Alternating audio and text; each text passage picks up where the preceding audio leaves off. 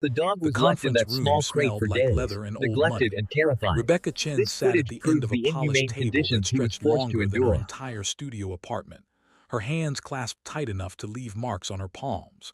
The overhead lights buzzed softly, casting harsh shadows across her face. Across from her, her ex-husband Marcus sat sprawled in his chair like a king on a throne, his designer watch catching the light every time he moved. His attorney, a man with silver hair and a smile like broken glass, leaned over and whispered something that made Marcus chuckle, a sound that echoed through the room just loud enough for Rebecca to hear but quiet enough to seem accidental. Rebecca's jaw tightened. She sat alone. No attorney, no backup, no voice in a room designed to drown out people like her. Marcus had made certain of that. He had drained their joint savings, changed every password, canceled her access to the house they had lived in for 9 years, and spread rumors to anyone who would listen that she was erratic, jobless, and broken. But what Marcus didn't know was that Rebecca had never fought her battles alone. 200 miles north, in a cabin tucked into the mountains of upstate New York, her sister Vanessa, a decorated FBI forensic analyst with 15 years tracking white-collar criminals, was compiling a file that would dismantle Marcus's carefully constructed lies. And in a quiet brownstone in Philadelphia, a woman named Dr. Lillian Chen was packing a briefcase filled with documents that would rewrite the entire case. This is the story of a woman who was ridiculed, abandoned, and forced to stand in a corporate boardroom with nothing but her word, and the story of the family that emerged from the background to prove that her word was all the ammunition she needed. Before we continue, let us know where you're watching from, and if this resonates with you, please subscribe for more stories like this. The Silverstone Mediation Center rose above Midtown like a monument to power and wealth, all reflective glass and steel beams that seemed to pierce the clouds. Inside, the air was filtered and cold, pumped through vents that hummed with a sterile efficiency. Conference Room 9A was located on the 14th floor, at the end of a marble corridor where people sat on designer chairs with clenched fists and vacant stares. Some scrolled through their phones. Others studied documents they couldn't fully understand. Rebecca had walked this corridor 4 times in the past 3 weeks, and each time she had felt the walls closing in. Today was different. Today was the final mediation session. The mediator, a sharp-eyed man in his early 50s named David Brennan, sat at the head of the table with a stack of files spread in front of him. He wore thin-framed glasses and carried himself with the detached professionalism of someone who had overseen hundreds of these sessions. Most ended the same way. One side crushed, the other victorious, both left with wounds that would take years to heal. But something about this case bothered him. He couldn't name it yet. Rebecca Chen sat on the left side of the table, her posture upright, her hands resting flat against the cool surface. She wore a simple gray blazer, one of the only professional pieces she still owned after Marcus had locked her out. Her black hair was tied back in a neat ponytail, and though her face was drawn and pale, her eyes were alert. She had learned from a grandmother she barely remembered that dignity was armor. Even when everything was falling apart, if you could keep your shoulders back and your gaze forward, you could endure. Across the table, Marcus Lawson sat like a man who had already claimed victory. Marcus was 41 years old, broad-chested and polished, with the kind of appearance that came from private gyms, bespoke tailoring, and a life built on leverage. His hair was trimmed with precision. His tie was silk. His grin was razor-sharp. Beside him sat his lawyer, Gerald Finch, a man whose name in New York mediation circles was synonymous with destruction and dominance. Finch was known for obliterating opponents who couldn't afford to fight back, and Rebecca, sitting there without counsel and without resources, was exactly the kind of target he preferred. Marcus leaned toward Finch and muttered something under his breath. Finch smirked. Rebecca didn't need to hear the words to understand they were mocking her. David Brennan adjusted his glasses and cleared his throat. "This is the matter of Chen versus Lawson," he said, his tone measured and formal. "We are here today for the final mediation session concerning the dissolution of marriage, division of shared assets, and disputed custody of one animal." He glanced down at his notes with a slight furrow in his brow.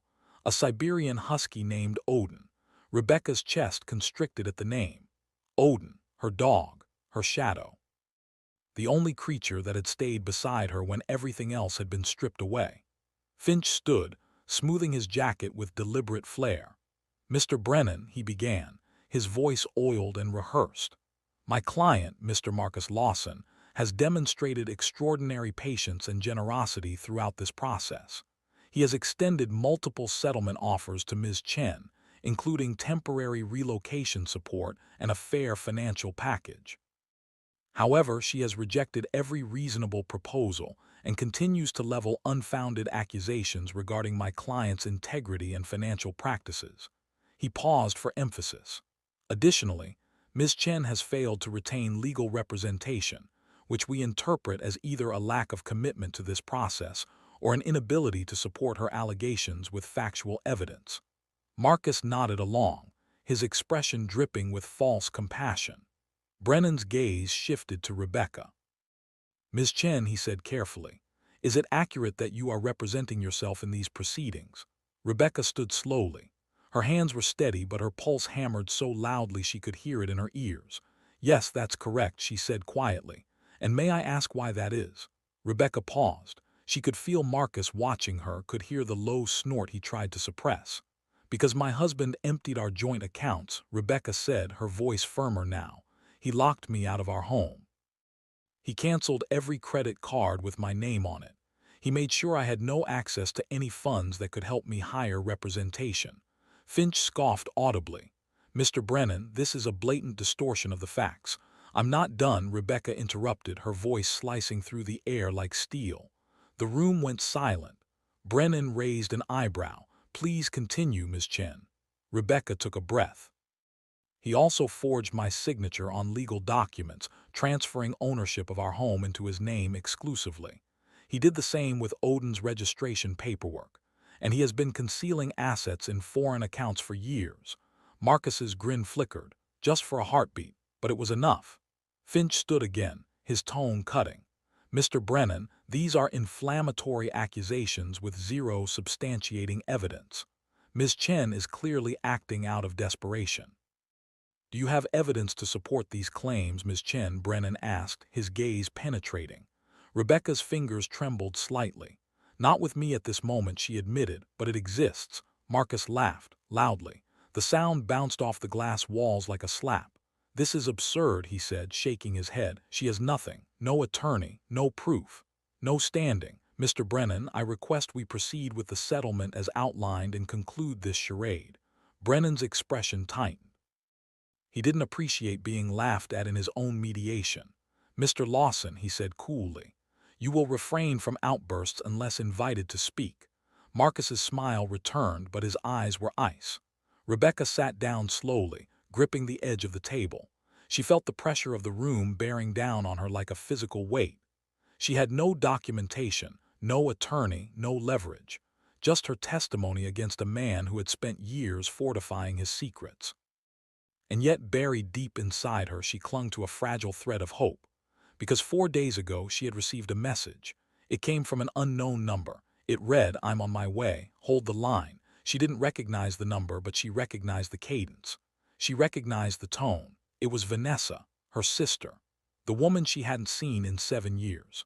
The woman who had told her the last time they spoke that if Rebecca ever truly needed her, nothing in the world would stop her from coming.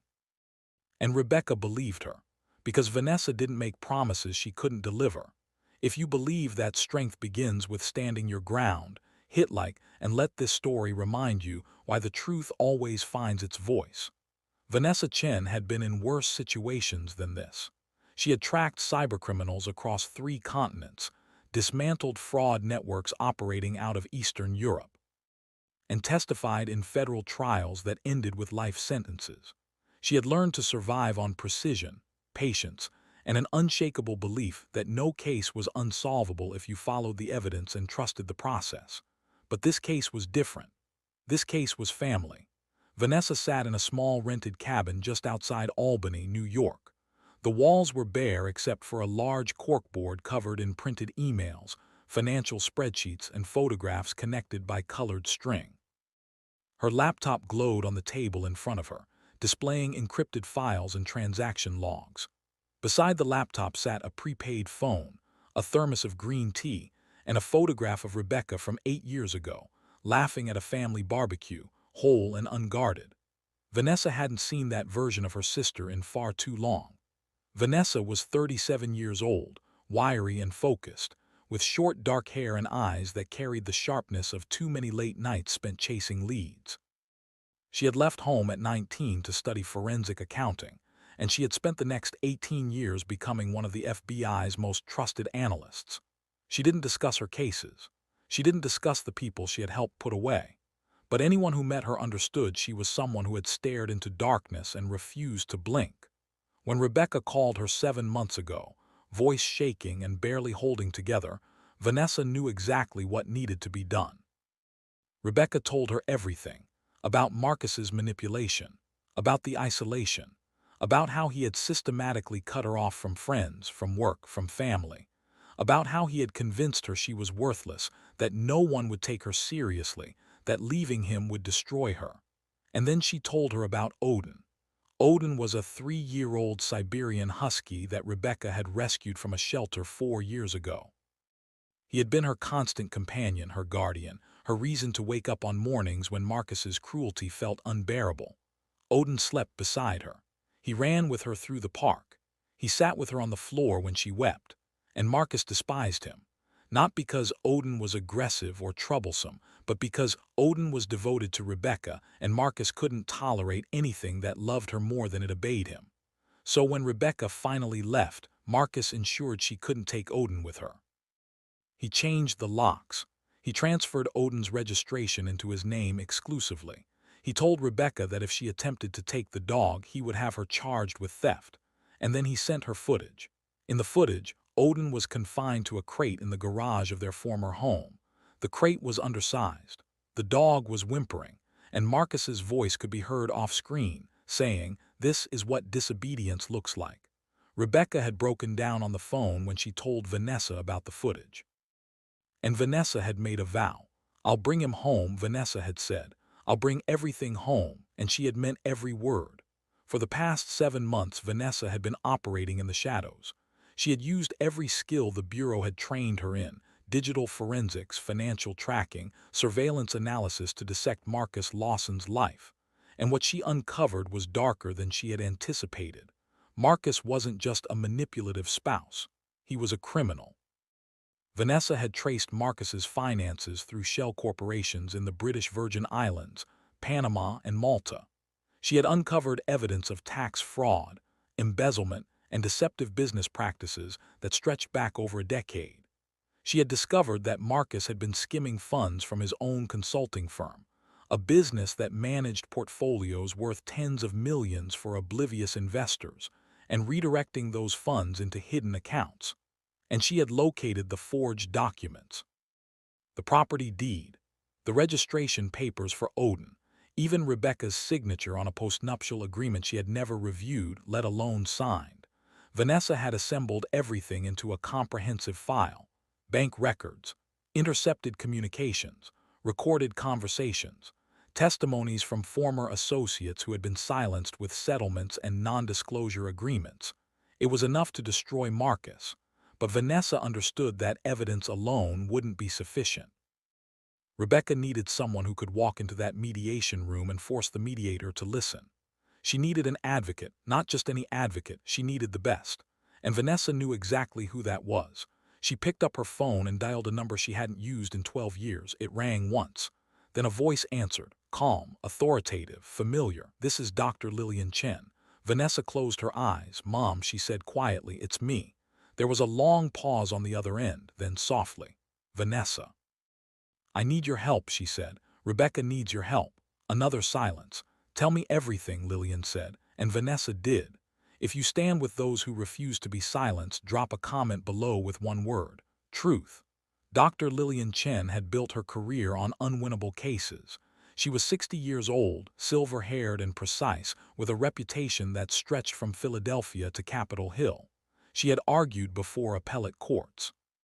She had dismantled corrupt executives, predatory institutions, and men who believed they were beyond accountability.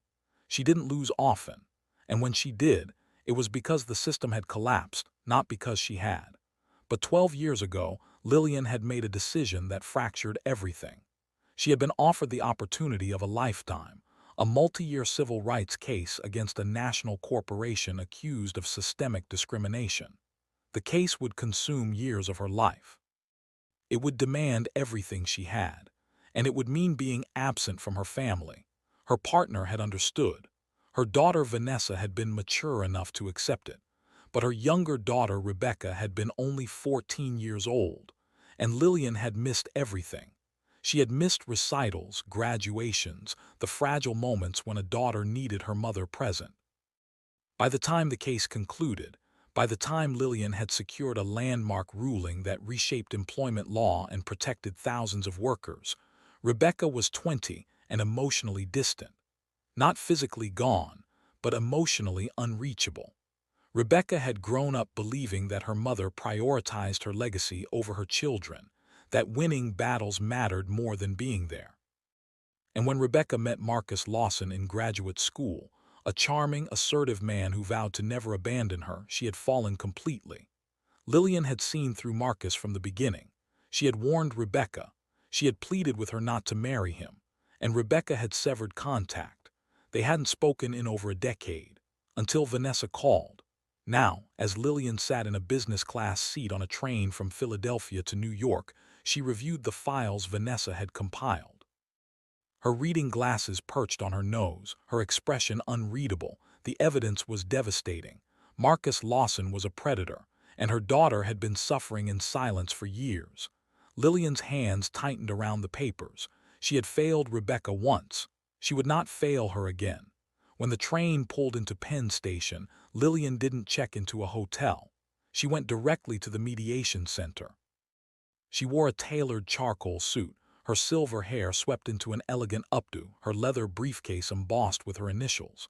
She walked through the building's entrance like someone who had designed the place, because in many ways she had. Every attorney in New York knew her name, and today they were about to be reminded why. Stay with us. What happens next will change everything you thought you knew about this case. Back in conference room 9A, the mediation had stretched past 2 hours. Marcus's attorney had presented his arguments with polished efficiency.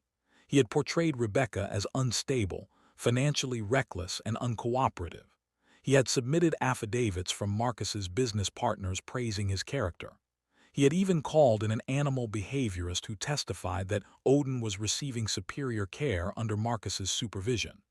Rebecca had sat through all of it in silence, her hands folded, her eyes focused on the table. David Brennan had listened with a furrowed brow, occasionally making notes, but his expression remained unreadable. Now Finch rose for his closing statement. "Mr. Brennan," he said, his voice thick with manufactured sincerity, "my client has demonstrated nothing but patience and generosity throughout this entire ordeal.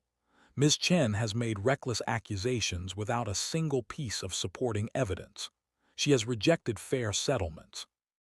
And she has wasted this forum's time with baseless claims of fraud and misconduct." He paused. "We respectfully request that you grant Mr. Lawson full ownership of the marital property, the animal, and all jointly acquired assets. Ms. Chen may accept the settlement we have proposed. It is more than reasonable." Marcus nodded, arms crossed, his smile confident. Brennan turned to Rebecca. "Ms. Chen," he said slowly, "do you have anything you wish to add?" Rebecca stood. Her voice was quiet but unwavering. "I know I don't have an attorney," she said. "I know I don't have documentation in front of you today, but everything I have said is the truth. Marcus has stolen from me. He has lied to this mediation. And he is holding my dog hostage to punish me for leaving." Her voice cracked. "I don't have much left, but I am asking you, begging you to please give me a chance to prove it." Marcus laughed again, louder this time. "This is pathetic," he said, shaking his head. "She has absolutely nothing." Brennan shot him a look sharp enough to draw blood. "Mr. Lawson, I will terminate this session if you speak out of turn again." Marcus raised his hands in mock apology, still grinning. The mediator looked back at Rebecca, and for a moment there was something almost sympathetic in his gaze. Ms. Chen, he said gently, I understand this is incredibly difficult, but without evidence, without representation, I cannot. The conference room doors opened. The sound was sharp and sudden, cutting through the tension like a blade. Every head turned. A woman stood in the doorway, backlit by the hallway's fluorescent glow. She was tall, composed, and carried herself with the kind of presence that made people straighten their spines without understanding why. She stepped inside, her heels striking the floor with purpose. Mr. Brennan, she said, her voice clear and commanding, I apologize for the delay. My name is Dr. Lillian Chen, and I am here to represent the respondent, Ms. Rebecca Chen. The room fell into complete silence. Rebecca's breath stopped. Her mother was here. Marcus's grin evaporated. Gerald Finch stood, his face flushed. Mr. Brennan, this is highly irregular. Is Dr. Chen licensed to practice in the state of New York? Brennan asked. His tone clipped. Lillian reached into her briefcase and produced a document, walking it directly to the mediator. I am licensed in Pennsylvania, New York, and the District of Columbia, Lillian said smoothly. And I filed an emergency motion to enter this case as counsel of record this morning. Brennan reviewed the document quickly and nodded. Motion accepted, he said. Dr. Chen, you may proceed. Marcus leaned toward his attorney, his voice a harsh whisper. Who is she? Finch looked ashen. That's Lillian Chen. She's a legend. Marcus's jaw clenched. Lillian walked to the respondent's side of the table and set her briefcase down beside Rebecca. She didn't look at her daughter yet, not directly. But she reached out and placed a hand gently on Rebecca's shoulder. Rebecca's eyes filled with tears. Lillian turned to face the mediator. Mr. Brennan, she began. I apologize for my late arrival, but I assure you that what I am about to present will more than justify the timing. She opened her briefcase and removed a thick stack of files.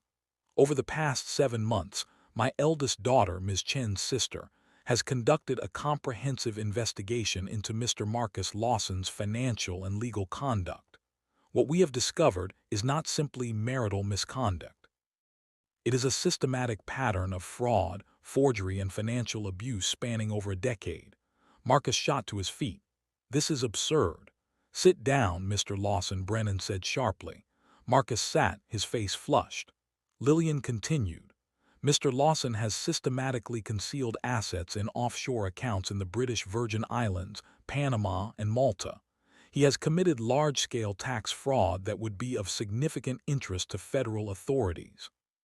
And most critically to this mediation, he forged my daughter's signature on multiple legal documents, including the property deed and the registration papers for their dog. Finch jumped to his feet.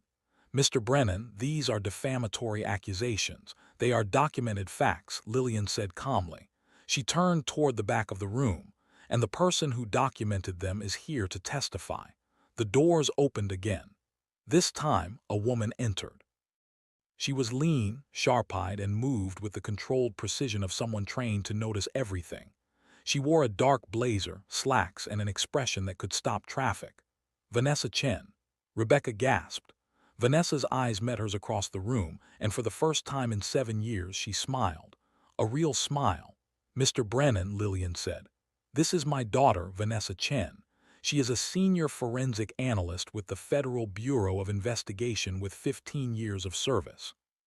And she has spent the last 7 months gathering the evidence that will substantiate everything I have just stated. Vanessa walked to the front of the room and placed a black portfolio on the mediator's desk. Brennan opened it. His eyes widened. He flipped through page after page. Bank statements, wire transfer logs, encrypted emails, recorded phone calls. His expression shifted from surprise to revulsion. Mr. Finch, he said slowly, his voice dangerously quiet. Does your client have an explanation for these offshore accounts? Finch stammered. Mr. Brennan, I was not informed of. Does your client have an explanation for the forged signatures? Marcus stood, his voice shaking with fury. This is a setup. Sit down. Brennan's voice was ice. Marcus sat. Lillian stepped forward. Mr. Brennan, we are also prepared to present testimony from a certified forensic accountant, a handwriting analyst, and 4 former employees of Mr. Lawson's firm, all willing to testify under oath regarding his fraudulent activities. She paused. But more importantly, we have this. Vanessa retrieved a thumb drive and handed it to the clerk.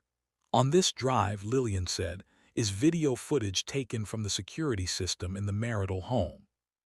It shows Mr. Lawson confining the family dog, Odin, in a garage crate and verbally threatening my daughter. Brennan's face hardened. Play it, he ordered. The clerk inserted the drive into a laptop and the video appeared on the wall-mounted screen. The room watched in silence as Marcus's voice filled the speakers. This is what disobedience looks like. Odin whimpered in the background, trapped and afraid. Rebecca covered her mouth, tears spilling down her face. When the video ended, Brennan removed his glasses and placed them on the desk. He looked at Marcus with an expression of pure disgust. Mr. Lawson, he said quietly, I have mediated cases in this city for 19 years. I have seen manipulators, liars, and abusers. But you, sir, are among the most reprehensible. Marcus opened his mouth to respond, but no sound came out. I am ordering an immediate freeze on all jointly held accounts pending a full investigation by the district attorney's office. I am awarding full ownership of the marital property to Ms. Rebecca Chen.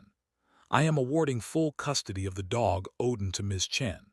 And I am issuing a no-contact order preventing you from coming within 1,000 feet of my client. He paused. Furthermore, I am forwarding this case to the United States Attorney's Office for possible federal charges related to fraud and money laundering. He struck his gavel once. This mediation is concluded. The room erupted. Marcus's attorney grabbed his arm, pulling him toward the exit as onlookers whispered and stared. But Marcus turned back, his eyes locked on Rebecca. This isn't finished, he hissed. Vanessa stepped in front of him, blocking his path. Yes, Vanessa said quietly, her voice deadly calm. It is. Marcus stared at her for a long moment. Then he turned and walked out, his empire collapsing behind him. If you believe this kind of injustice deserves to be called out, share this story and let people know that silence protects nobody. Rebecca stood in the hallway outside the conference room, her hands trembling, her heart pounding so violently she thought it might crack her ribs. She had won. She had actually won. But more than that, she wasn't alone anymore. Vanessa stood beside her, arms crossed, eyes scanning the corridor like she was still on assignment. Old instincts didn't fade. And in front of her, for the first time in over a decade, stood her mother. Lillian's face was composed, professional, but her eyes were glistening. Rebecca, she said softly. Rebecca didn't know what to say. There were too many years, too many unsaid things. So she did the only thing that made sense.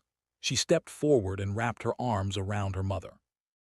Lillian held her tightly, her chin resting on Rebecca's head, and for a moment the world outside ceased to exist. I'm sorry, Lillian whispered. I'm so sorry I wasn't there. You're here now, Rebecca said, her voice breaking. That's what matters. Vanessa cleared her throat, trying to mask the fact that her own eyes were damp. All right, she said gruffly. Let's get out of here before the press shows up. They walked together through the building, past the whispering bystanders, past the lawyers and clerks and strangers who would never understand the full weight of what had just occurred. Outside, the air was sharp and cold. The city hummed around them, indifferent and relentless. Rebecca stopped on the steps and looked up at the sky. She took a deep breath. For the first time in years, it didn't ache. Where do we go now, she asked. Vanessa grinned. First, we go get your dog. Rebecca laughed. A real, full laugh that felt like sunlight breaking through storm clouds. And then she asked. Lillian smiled. Then we go home, and they did. 4 weeks later, Rebecca sat on the front steps of the house that was now legally, undeniably hers. Beside her, Odin lay with his head resting in her lap, his tail thumping softly against the concrete. The house had been cleaned. The locks had been replaced, and every trace of Marcus Lawson had been erased.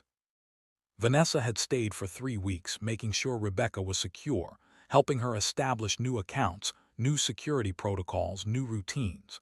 She had even installed a professional-grade alarm system, because, as she put it, old habits don't fade and I'm not taking risks. Lillian had stayed as well. She had taken an extended leave from her firm to be present, to prepare meals, to sit with Rebecca in the evenings, to repair what had been broken. They talked about the past, about the pain, about the years they had lost, and slowly, carefully, they began to mend. One evening, as the sun dipped below the skyline, Lillian sat beside Rebecca on the steps. "You know," Lillian said quietly, "I spent my entire career fighting for strangers, winning cases, changing policies, and I told myself it mattered." She paused, "But I neglected the person who mattered most." Rebecca reached over and took her mother's hand. "You're here now," she said again, "and that's enough." Lillian squeezed her hand. "I won't miss anything else," she promised. Rebecca believed her, because some promises once shattered are rebuilt stronger than before. Marcus Lawson was arrested 5 weeks after the mediation. Federal agents raided his office, froze his accounts, and charged him with wire fraud, tax evasion, and money laundering. His face appeared on every news outlet. His firm imploded. His reputation was annihilated. He would spend the next several years in federal prison. And Rebecca would never see him again. She didn't need to, because she had already claimed the only victory that mattered. She had her life back. She had her home. She had her dog, and she had her family. On a quiet Sunday morning, 8 months after the mediation, Rebecca stood in her kitchen making tea. Odin lay at her feet, his tail swaying lazily. The sunlight poured through the windows, warm and golden. Her phone buzzed. A text from Vanessa. "Heading overseas for a case. Be back in 6 months. Stay strong. Love you," she smiled and typed back. "Love you too, be safe." Another text, this time from her mother. "Brunch today, I'm making your favorite." Rebecca's chest tightened, but this time it was with warmth. "I'll be there," she replied. She set the phone down and looked around her home. It was quiet, peaceful, hers. She had been stripped of everything, mocked, humiliated, forced to stand in a corporate boardroom with nothing but her truth. But the truth had been enough, because she had never been alone. Not really. Her sister had been working in the shadows. Her mother had been waiting for the call. And when the moment arrived, they had risen together and dismantled the walls that had been built to imprison her. Rebecca walked to the window and looked out at the street. Somewhere out there, people were fighting their own battles, standing in their own boardrooms, facing their own Marcuses. And she hoped, no, she believed, that they would find their own Vanessas, their own Lillians, because no one should have to fight alone. And no one is ever too broken to be found. If this story touched your heart, share it with someone who believes that hope still exists in ordinary moments. Leave a comment about the strength you've witnessed in your own life. And subscribe for more stories that remind us we are never too lost to be found again. May you find warmth in your coldest seasons, and may your home be filled with the quiet, steady light of hope. What was the moment in your life when someone appeared for you when you needed them most? Share your story below. We'd love to hear it.